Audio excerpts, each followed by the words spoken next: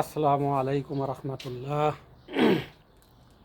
মরিচ গাছ লাগিয়ে দিলাম যুদ্ধর ভিতরে, দেখা যাক আল্লাহ পাক এই মরিচ গাছে কত মরিচ ধরবে। যুদ্ধ শুরু হয়ে গেল, যুদ্ধের মধ্যে কাজকর্ম নেই, কী করবো, মরিচ গাছ লাগাই।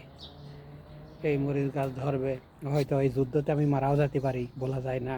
কার কখন হায়াত ফুরিয়ে যাবে কেউ বলতে পারে না।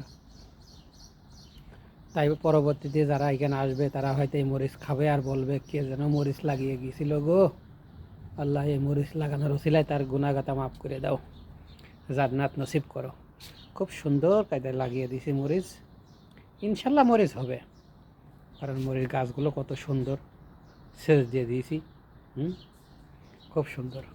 এই যে আমার মরিচ খেতে চারা, এই চারার দিকে তুলে মরিচ লাগিয়ে দিলাম। একটা টমেটো গাছে ফুল আসছে।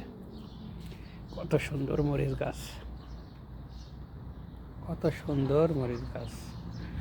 লিবিয়া যে এরকম জায়গা আগে কখনো কল্পনা করিনি, লিবিয়া সম্বন্ধে জানতাম না।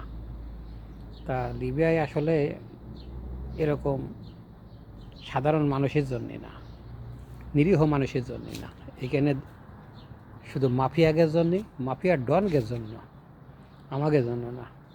তা আল্লাহ পাক যখন নিয়ে এসে কতদিন রেজেক আছে আল্লাহ পাকই ভালো জানে।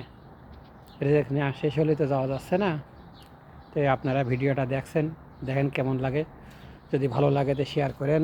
ইনশাল্লাহ আবার পরবর্তীতে কোনো এক ভিডিওয় দেখা হবে। আসসালামু আলাইকুম রহমতুল্লাহ।